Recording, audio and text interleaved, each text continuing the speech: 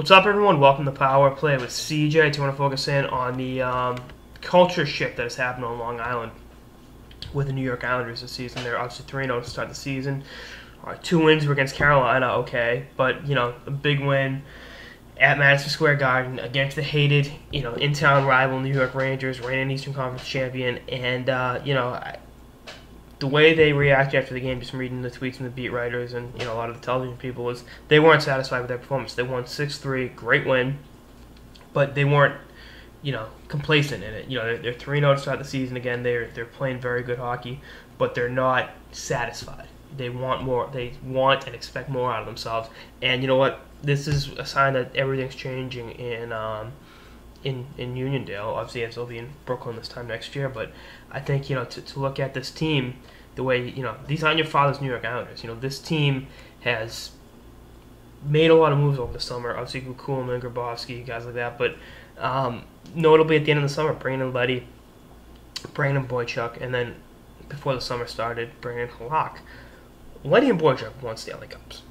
And both played for class organizations that are, at the top of the top in the NHL with Chicago and with Boston.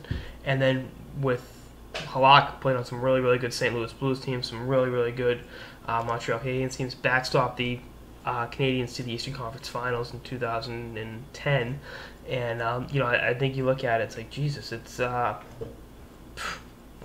This is what the Islanders have. They have these winners in their locker room that have, really changed things. And I'm one of Guy Snow's biggest critics.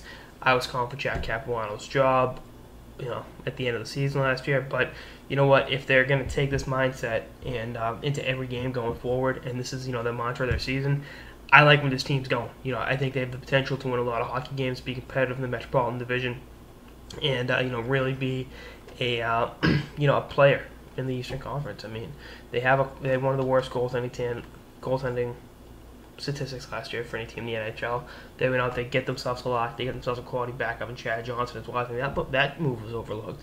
And they got a pretty good stretch of games coming up. They got the Sharks in Uniondale tomorrow night. They're in Pittsburgh Saturday.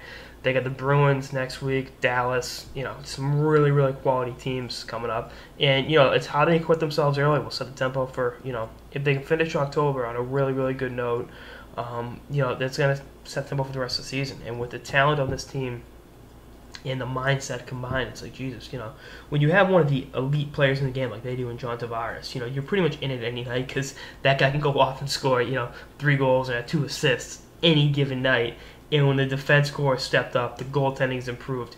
It's like, oh, okay, you can see everything starting to fall into place, and I think that's going to be the what carries the Islanders going forward. And I like what I'm seeing. They're passing the eye test, and they're obviously thinking about what they're doing. They're not complacent. I was watching First Take on ESPN today on this aside, and Jerry Jones was talking about how the Dallas Cowboys should be smelling the roses at 5-1, and that's the exact wrong mindset to have. The Cowboys have been a disappointing team for the last 4 or 5 years, and to be satisfied at 5-1, what does that get you? You don't win the Super Bowl in October, November, and it's the same concept with the Islanders here. You can't be satisfied being 3-0. You can't be satisfied with winning a regular season game at Madison Square Garden. You need to want to be better, to bring out your best effort going forward every single night, and then be there at the end of the season. And I think that's what's going to happen with the Islanders. Again, I like what I'm seeing, and I like what I'm hearing from the locker room. And I think the leadership group and the new guys they brought in are really going to be a big part of the team's success going forward. Anyway, that's our next episode of the Power Play with CJ on the New York Islanders start. Stay tuned for episodes throughout the season and beyond. Later, guys.